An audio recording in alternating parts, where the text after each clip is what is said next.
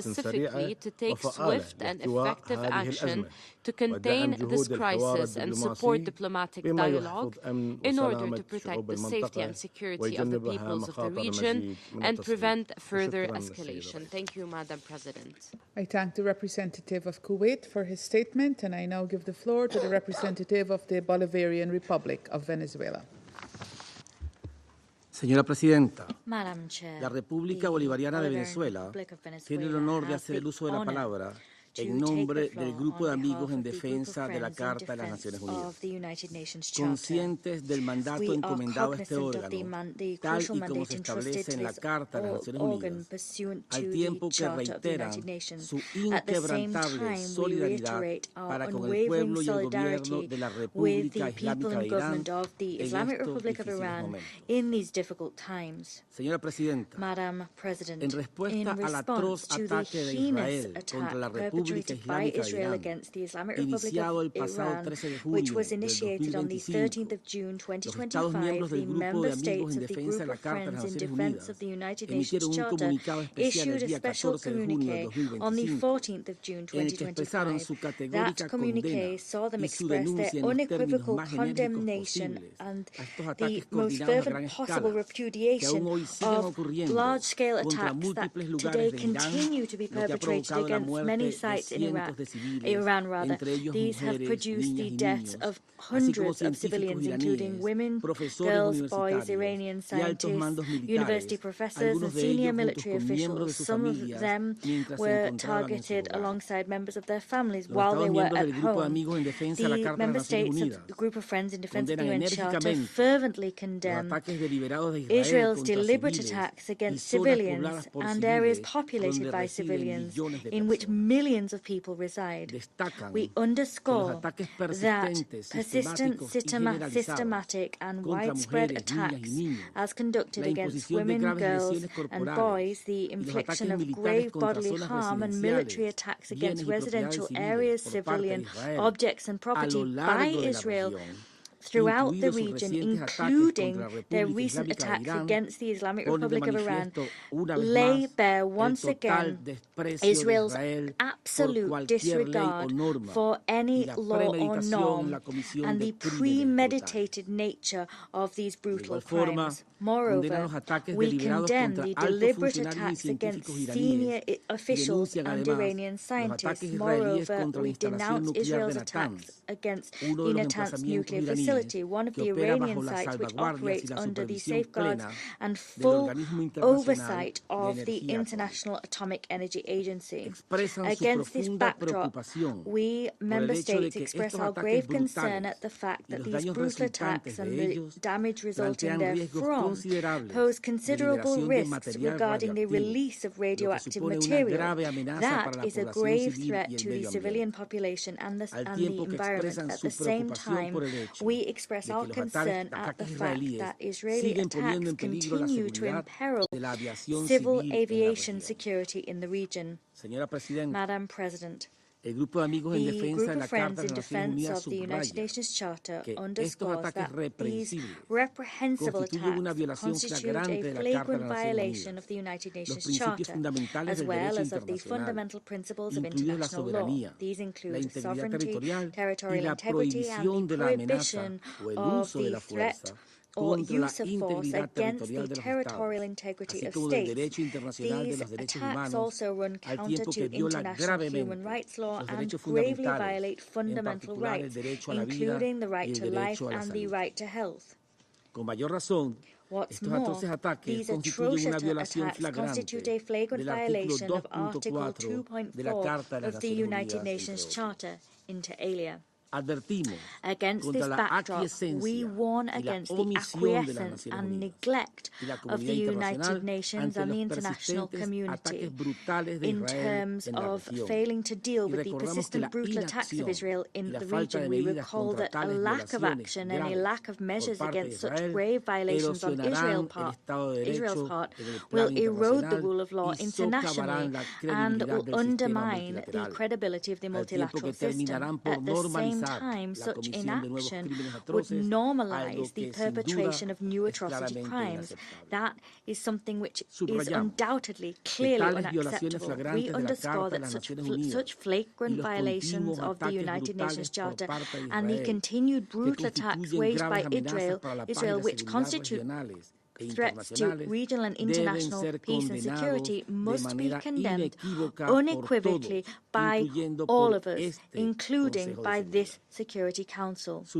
In this connection, we also underline that the use of double standards and selectivity in defending the principles of international law, including the principle of the prohibition of use or threat of use of force, would only undermine the integrity and purposes of the United Nations Charter. That would set a dangerous precedent for the violation of laws. Madam President, the group of friends in defense of the Charter moreover underscores the fact that the Secretary General has a responsibility to defend the purposes and principles of the United Nations Charter. He must reject the deliberate and flagrant use of force against the Islamic Republic of Iran.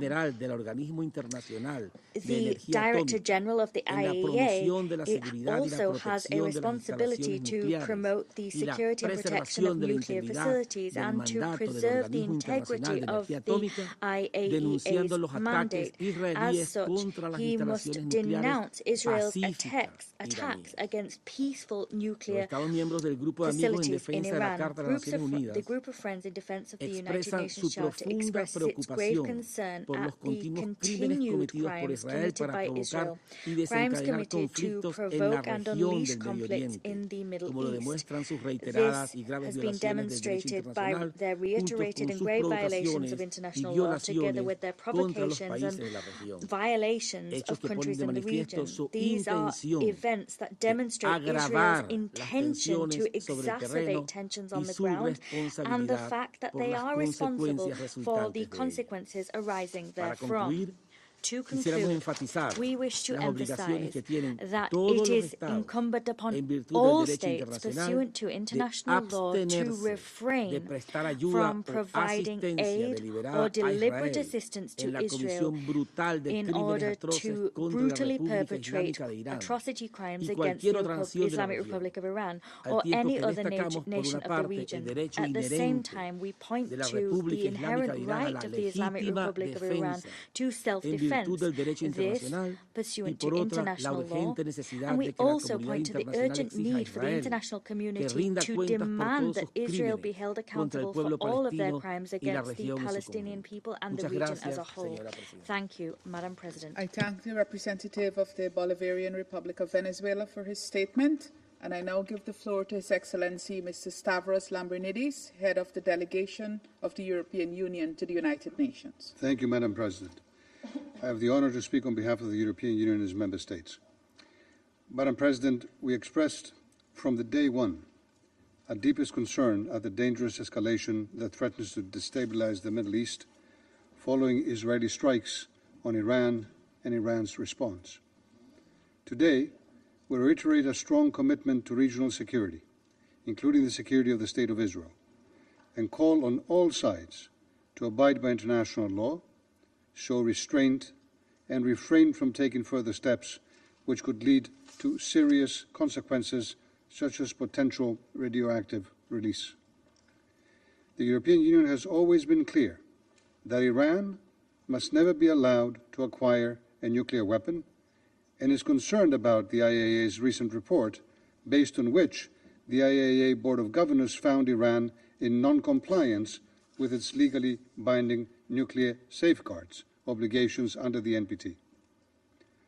But lasting security is built through diplomacy, not military action. We believe that diplomacy must prevail. The EU spares no effort to reduce tensions and to find a lasting solution to the Iranian nuclear issue, which can only be through a negotiated deal. Madam President, we, both EU member state ministers and the EU High Representative, have taken numerous bilateral contacts since the start of the conflict with all stakeholders, including phone conversations with our Iranian counterparts, to call on Iran to take decisive steps to return to negotiations and pave the way for a diplomatic solution. In this vein, the High Representative and the E3 ministers are meeting as we speak in Geneva the Iranian Minister of Foreign Affairs. The meeting began this afternoon and it is ongoing.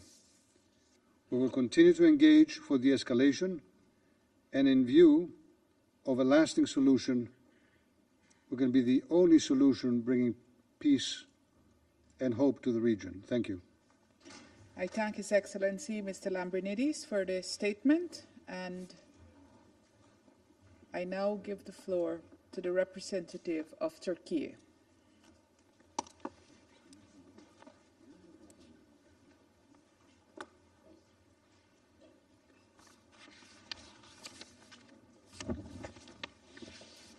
Thank you, Madam President.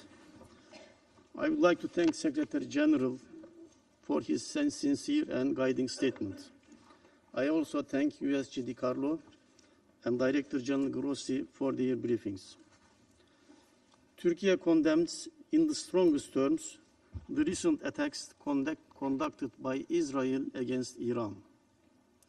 These strikes constitute a manifest violation of the UN Charter, in particular the fundamental obligation on all member states to refrain from the use of force against the territorial integrity and political independence of any state. We view the rapid escalation now unfolding across the Middle East with profound concern. Hundreds of lives have already been lost, and the risk for further bloodshed is alarming. Moreover, a wider regional collision will aggravate the risk of nuclear or radiological spillover and mass displacement, disrupt global trade and transportation routes, and imperil energy security at a moment of acute volatility. As a neighbor of Iran, Turkey reiterates the imperative of de-escalation, leading to an immediate ceasefire and a return to diplomacy. In that regard, we will fully support the Secretary General's call for maximum restraint and stand ready to assist all efforts aimed at halting the violence. Madam President, Israel's deliberate strikes against safeguarded nuclear facilities in Iran are unprecedented.